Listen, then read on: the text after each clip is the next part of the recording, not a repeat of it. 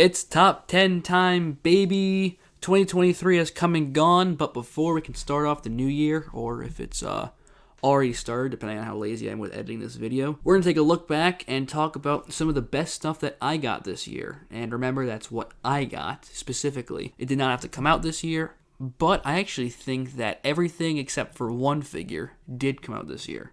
Unlike last year, when half my list was Armada toys. But before we can get into my best of 2023 list, let's show some respect for the honorable mentions. Alright, gonna really quickly ad-lib the honorable mentions, just because I put a lot more effort into my actual top 10. Going in the order I have them listed in, Black Series Maroc. He's from a show that sucks, but the figure itself is a lot of fun, and it was a design they honestly really cooked with. In my mind, he's just kind of like an ancient Sith Lord, and that's what I'm going to use him as when I get my Darth Malgus in. Next, we got Spider-Punk, from the Marvel Legends one specifically. They did an absolutely fantastic job with this guy. He's incredibly photogenic and really stands out, especially since this wave of Marvel Legends specifically had some pretty heavy competition from Bandai. And I actually can't wait to see Bandai's Spider-Punk too, but this guy's amazing as well. Next, we have the Amazing Fantasy Spider-Man reissue with the correct back color this time. I'm glad they fixed that. That was my one pet peeve about the original AM15 Spider-Man from last year, is that he had the incorrect back color for the spider. Next, we have Ant-Man, the one I made a video on, the Target exclusive one. It's an old body with a really good head sculpt, but it's just so much fun to play with. As you can tell in my video, I just had a blast taking pictures of that guy, and he almost made the top 10. I'm telling you, he almost did. There was just some other figures I liked more. For my New Age rep, we got New Age Hound in the house. Absolutely great carbot. Better than the other ones they did this year. Probably the best New Age figure this year, at least in my opinion. I like their cars. The Dinobots are good too. I still gotta get Omega Supreme, but Hound's great. Swoop, he's also on this list. Absolutely fantastic figure. Love him. I love just everything about him, but in my humble opinion, not the best Dinobots released this year. We'll get to it.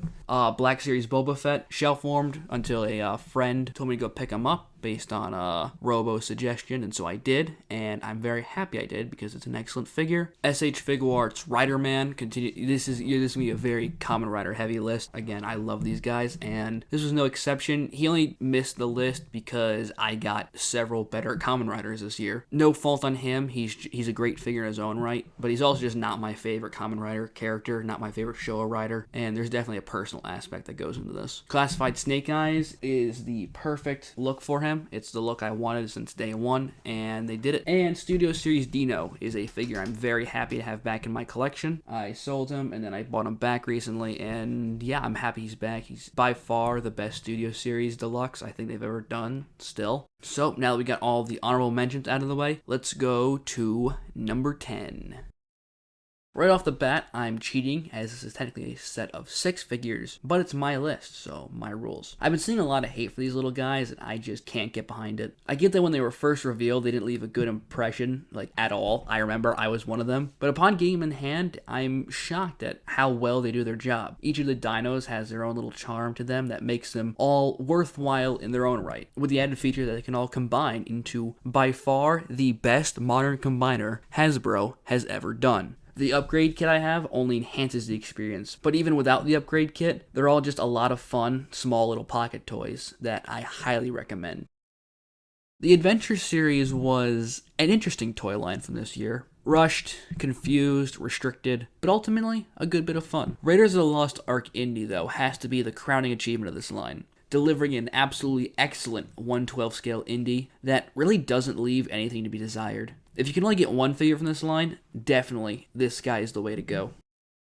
Mod Fan's Ruler, or if you're a normal person, Roller, came out of absolutely nowhere and blew everyone's socks off, mine included. This is the company's first release, and it has great paint, great materials, a fun and simple transformation, and is all around just super playable. It's very rare for a third-party company to hit this trifecta, and on their first release, that's just incredible, and it resulted in a super fun figure. The Black Series has really impressed me over the last year. They've been refining their new articulation layout to the point where it allows them to not break the sculpt while maintaining playability. And I really think there's no better example of this than the Target exclusive Obi-Wan show Commander Appo. It's a heavily revised version of the 2020 clone body, with improvements pretty much all around the entire figure, from the articulation layout to the armor layout. All these refinements create one of the best Black Series figures, frankly, of all time, and one of the best figures of 2023. There was definitely no shortage of Optimus Prime figures to come out this year.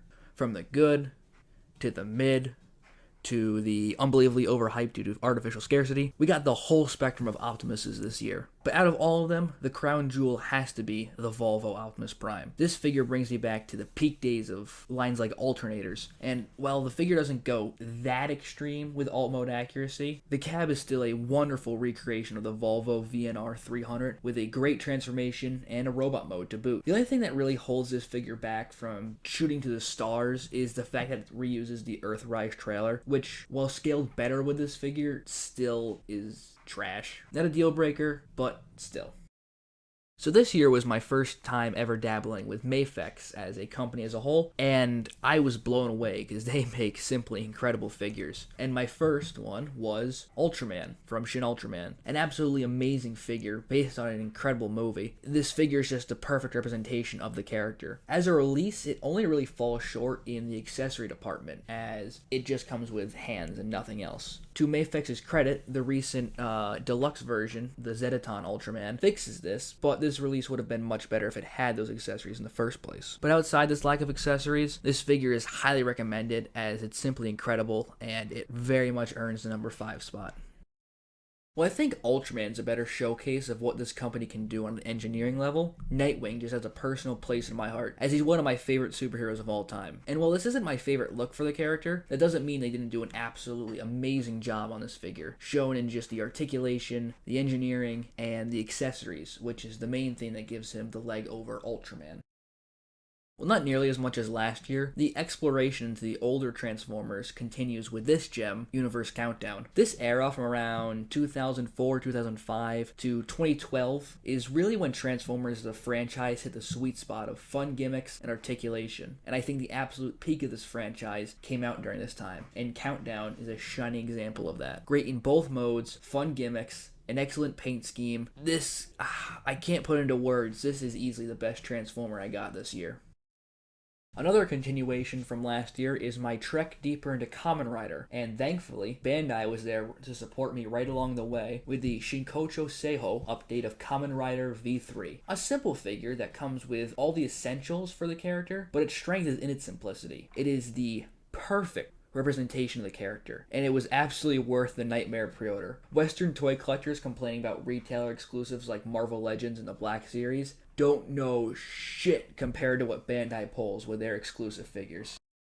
Unlike last year, my figure of the year was decided in or around March when this guy came in. When I first got my hands on SH Figuarts Shin Kamen Rider Ichigo, I already knew he was going to be my figure of the year. My favorite Kamen Rider design, beautifully executed to the same quality of V3, and a representation of one of the best movies I've ever seen. There was no competition. Every other figure on this list was fighting for the number 2 spot. My favorite figure of the year, Shin Kamen Rider Ichigo.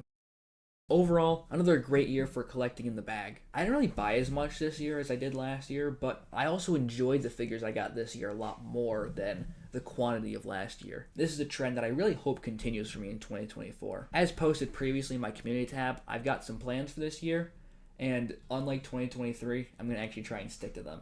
So, wish me luck in that. Aviator Dan's, signing off.